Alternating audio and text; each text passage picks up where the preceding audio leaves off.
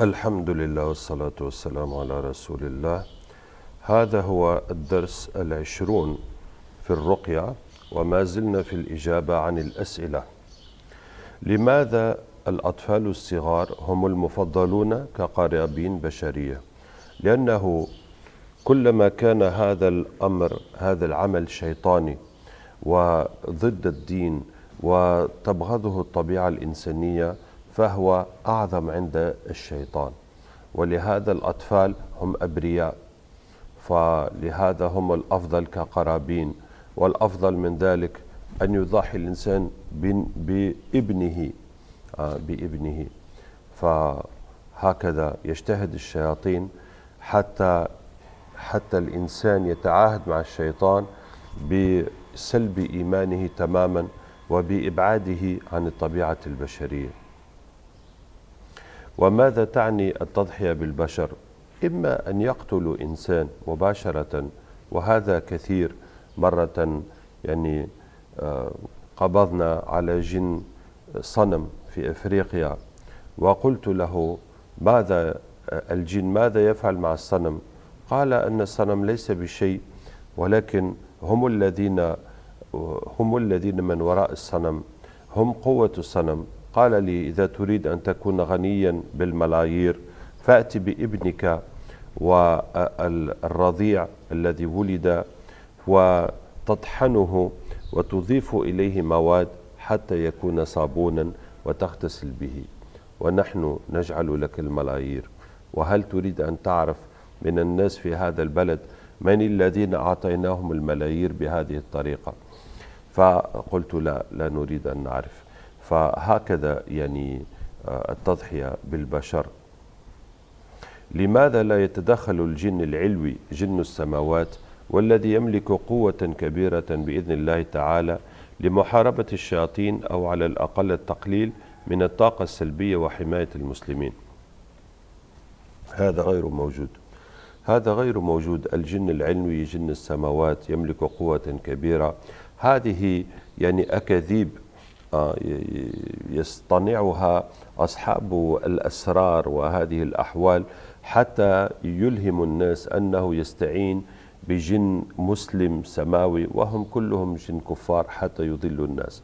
ثم من ناحية أخرى الجن قليل فيهم الابتدار، أن يبتدروا إلى عمل، أن يقوموا بجهاد أو يقوموا بدعوة أو يقوموا بالتعليم، فهو قليل. موجود، ليس أنه منعدم تماما، ولكنه نادر. فغالبا الجن لا يتخذون هكذا قرارات ويعملون برامج لنصرة الإسلام. ولهذا هكذا تفهم أن الأنبياء كلهم من البشر.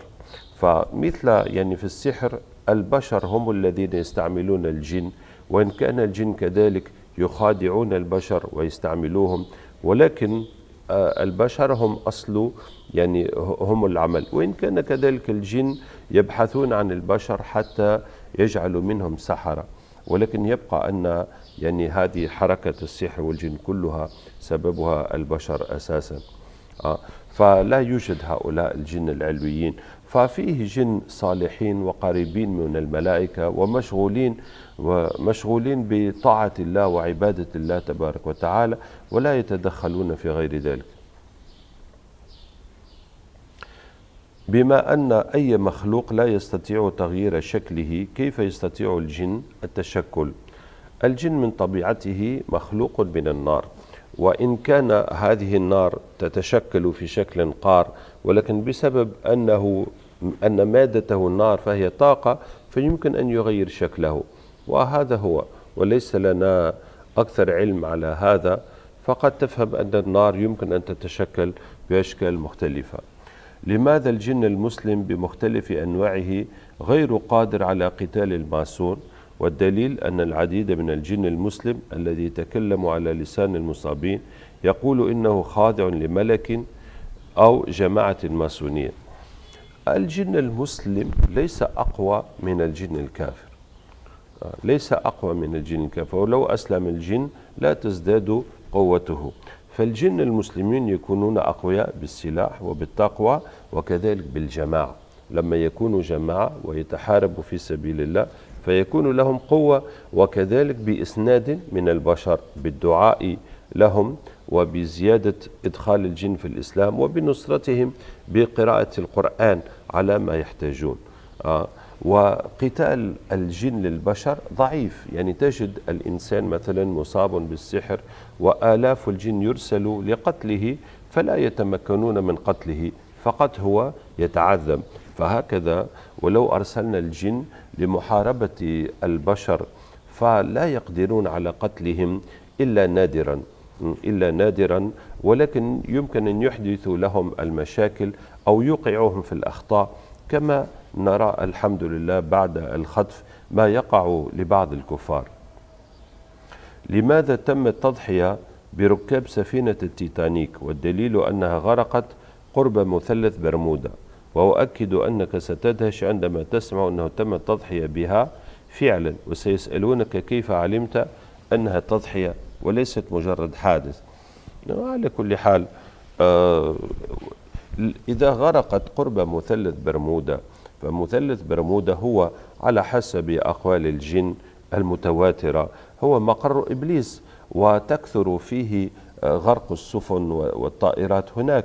فإذا كان الجن والشياطين هناك عندهم قوة حتى يحدثوا يعني هذه الحوادث ويموت هؤلاء الناس، فهكذا يعني هذا شيء معروف أن الجن الكفار والشياطين وجن السحرة فيحدثون الحوادث في الطرقات وفي غيرها حتى يموت الناس ويستفيدوا من دمهم. فإذا كانت هذه التضحية أن الجن والشياطين التابعين لإبليس يعني اجتهدوا حتى يموت هؤلاء، فهذا يعني شيء عادي ومعروف، وكثرت السفن التي تغرق يعني في ذلك المكان. أما أن يكون من فعل بشر الذي قرر يعني سبحان الله حتى يغرق سفينة هكذا، لابد أن يكون مثلا ملك إنجلترا أو يعني هيئة كبيرة جدا حتى تأخذ هذا القرار، فالله أعلم يعني ربما، ولكن يعني لا أرى دليل على هذا. كيف يمكن الدفاع عن النفس في حال مواجهة جن متشكل على هيئة إنسان مباشرة؟ فهذا أسهل شيء. لما يتشكل الجن في شكل إنسان أو حيوان كالأفعى أو قط أو كلب أو أي شيء، فعليك أن تعرف أن الجن لا يمكن أن يظهر أو يختفي وأنت تنظر إليه. فلما تراه تدقق فيه النظر ولا تصرف عنه بصرك، وتقرأ آية الكرسي بالجهر حتى يسمعك، ولا تتركه وتقرأ حتى يموت. فهذا هو. لو رأيت إنسان أو حيوان وشككت أنه من الجن ومن الجن الكافر والمؤذي وجاء ليؤذيك فافعل هكذا، والله يوفقنا. الكون مبني على التوازن، أي أن لكل مخلوق آخر يوازيه في القوة. هل في الجن المسلم من يملك القوة القادر على مواجهة إبليس اللعين وجها لوجه؟ لم أرى في الجن المسلمين من عنده قوة لمواجهة إبليس، ولم أرى في الجن المسلمين من يرغب في مواجهة إبليس، ولكن ربما رأيتم كثيرا من الأحيان لما ندخل الشياطين خاصة في الإسلام فهم يغضبون على إبليس ويزعمون على محاربته، ونعطيهم السلاح ونرسلهم لمحاربته، فلا ندري ماذا يحدث بعد ذلك. ولكن هذا أن الكون فيه كل مخلوق فيه مخلوق موازي، فلا أرى على هذا دليلا. ومثلا النبي صلى الله عليه وسلم فمن يوازيه؟ يعني ليست هذه قاعدة يعني ملزمة أن كل مخلوق عنده مخلوق مضاد يوازيه. العلاقة بين الجن وسكان جوف الأرض. فسكان جوف الأرض نحن وجدنا في الخطف عدة مرات أن فيه جن تحت الأرض، وأسفل منهم فيه جن، وأسفل منهم فيه جن، ووصلنا حيث وصلنا ولا ندري هل فيه شيء آخر يعني بعد هذا، هل فيه جن آخرون أو مخلوقون آخرون تحت الأرض، ولكن فيه الجن تحت الأرض وأسفل منهم وأسفل منهم، هذا موجود.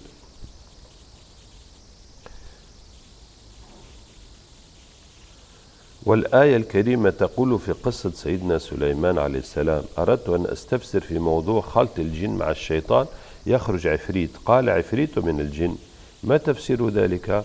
تفسيره أنه كان عفريت، يعني كان عفريت مخلوط من شيطان وجن، هو الذي اقترح على سليمان أن يأتي بعرش بلقيس فقط. وكونه مخلوط من جن وشيطان يعني لا يعني ليس يعني لا يغير شيء، لأن حتى الشياطين كانت تحت أمر سليمان والجن كانوا تحت أمر سليمان، فحتى العفريت المخلوط من جن وشيطان كذلك كان تحت أمر سليمان.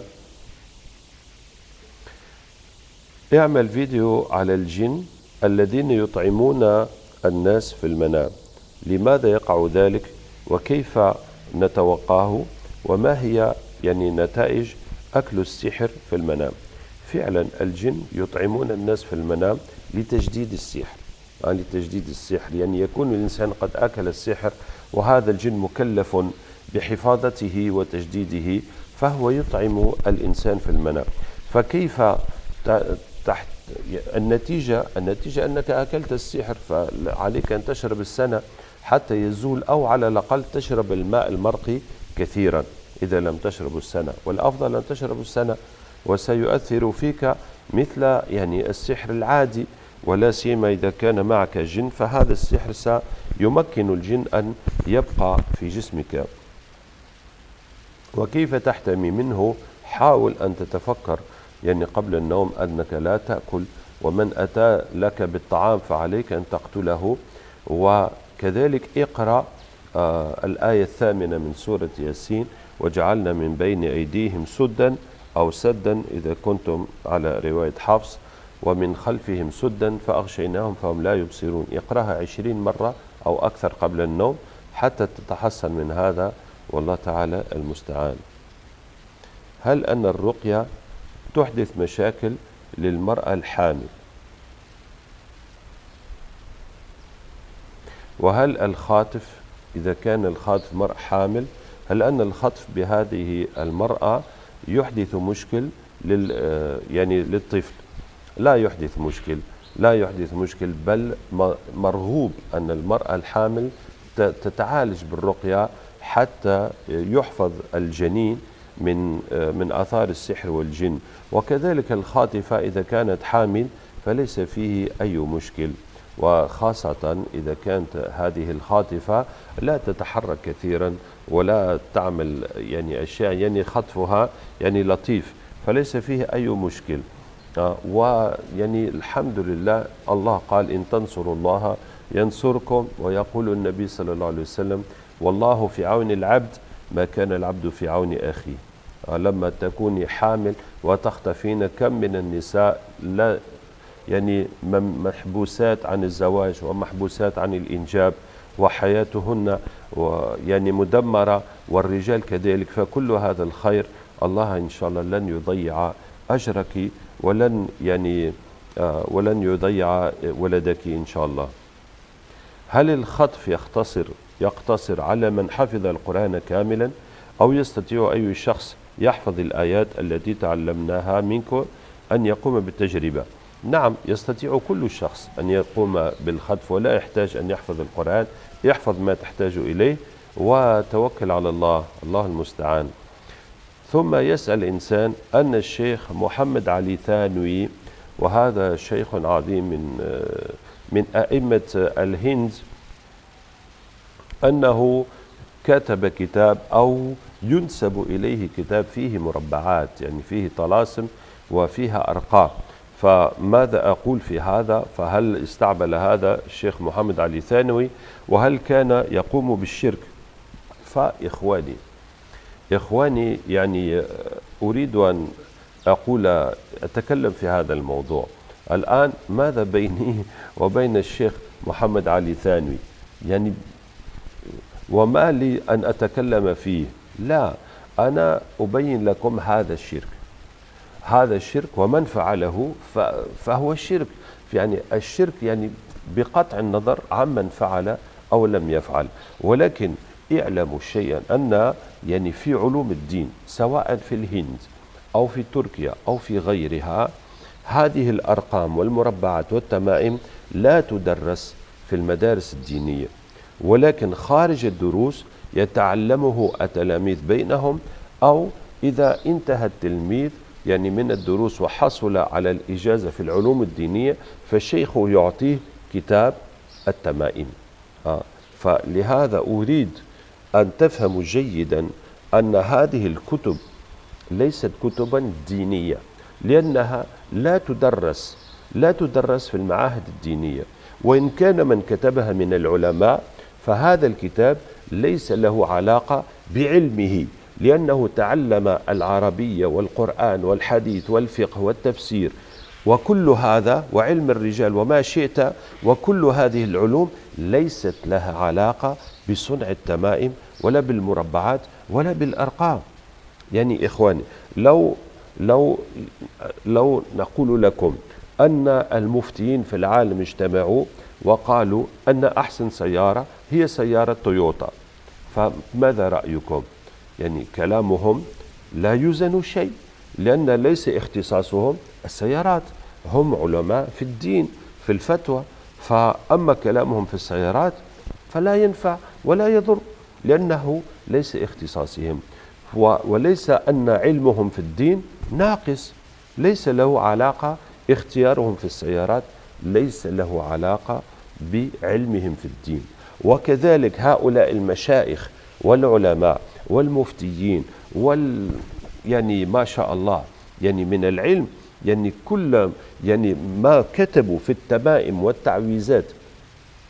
والتعويذات وما يعلق والأرقام ليس له علاقة بعلم الدين، لأنه لا يدرس في علوم الدين أصلا، فهو علم آخر ليس له علاقة بعلوم الدين. ولهذا يعني من قام منهم، ولا أقصد الشيخ محمد علي ثانوي بالتحديد، ولكن أي واحد منهم قام بتمائم وبكتب التمائم، فهذا لا يعني أن علمه في الدين يعني ناقص، أو ما أفتى به أو ما كتب من كتب الفقه أن فيها مشكل، ليس له أي علاقة بعلمه في الدين، هذا علم آخر خارج الدين.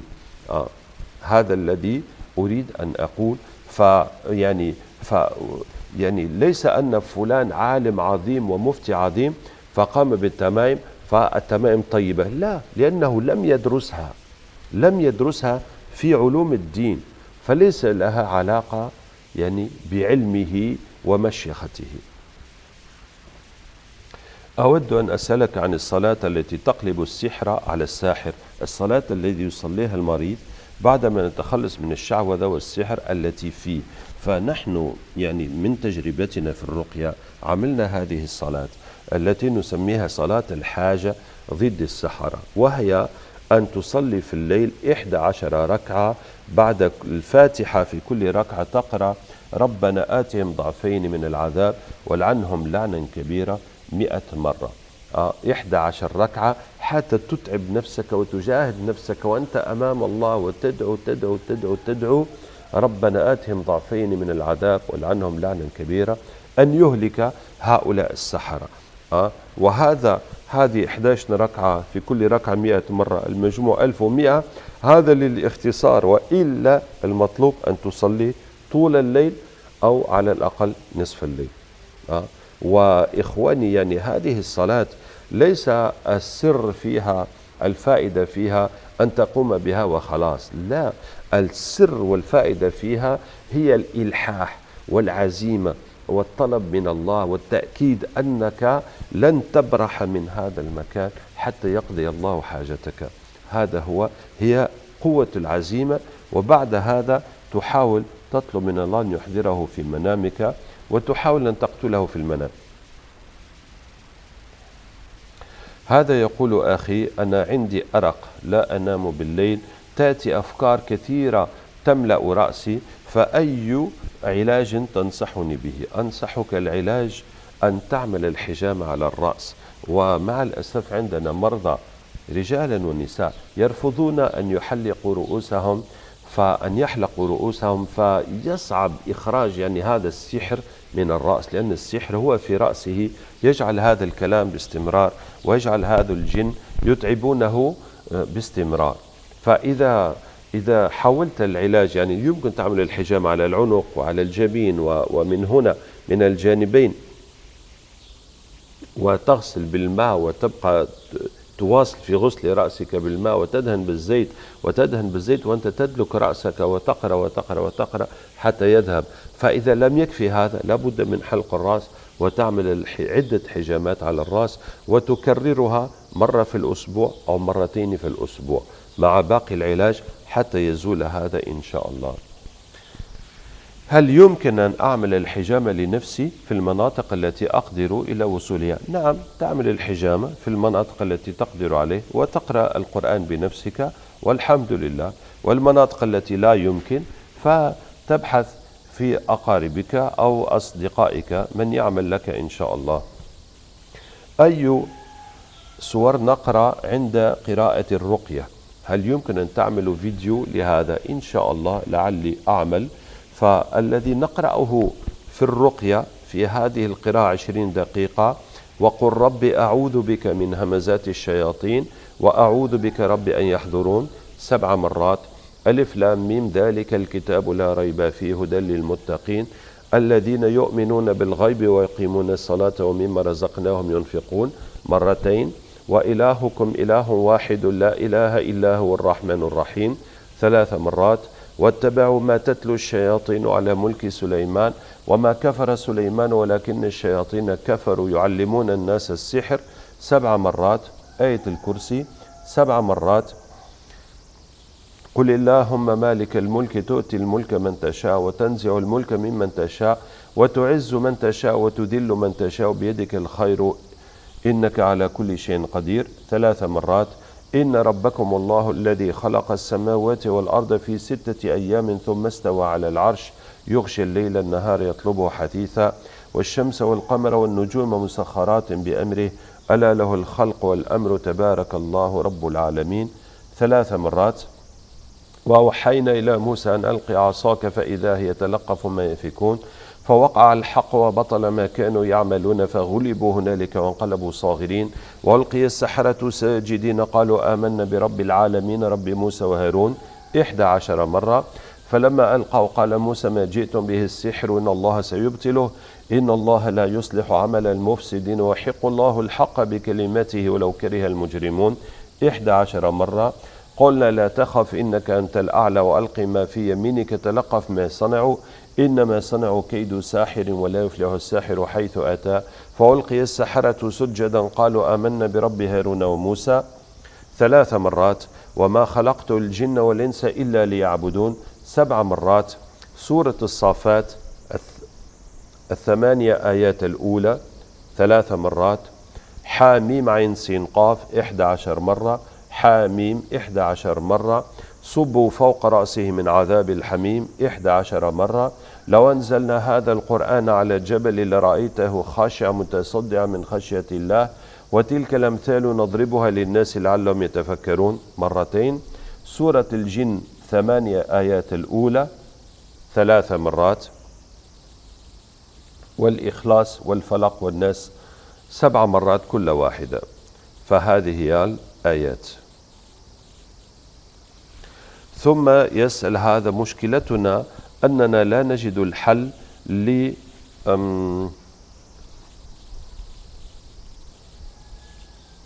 لشدة الخوف يعني لهجوم الخوف والارتباك. فالحل هو الحجامة على القلب وتزيد الآية وآمنهم من خوف وكذلك وشددنا ملكه وآتيناه الحكمة وفصل الخطاب إضافة إلى بقية العلاج. هل ممكن علاج السحر والمس العاشق والشيطان الحسد عن طريق الخطف؟ خطف القرين مثلا. أما خطف القرين فلا يمكن، ولكن يعني يمكن أن نخطف كل الجن الآخرين، يعني جن المس وجن العاشق والشيطان وكل جن الذي يعني عنده علاقة بالإنسان يمكن أن نخطفهم يعني بالخطف. أما السحر فلا يعالج بالخطف، فقط الجن الخطف سيزيل الجن المكلفين بالسحر والحريصين على السحر، فسيسهل ذهاب السحر يعني بالعلاج. كثرة النبض المتنقل في الجسم، ما هي أسبابه؟ إما يكون الجن متحرك في الجسم أو يكون السحر متحرك في الجسم. فلما يكون كثرة النبض متنقل في الجسم فنعمل حجامة على ما استطعنا من الأماكن في الجسم، على ما استطعنا من يعني في الأماكن المختلفة التي يقع فيها النبض. مكان الحجامة لبيوضات المرأة أين يكون؟ بالنسبة لبويضات المرأة فيعني هكذا في البطن أسفل البطن، هنا بالضبط تحت البطن وعند مفرق الساق، هذا مكان بويضات المرأة، وهناك نعمل الحجامة. شفانا الله وإياكم ووفقنا لكل خير، والسلام عليكم ورحمة الله وبركاته.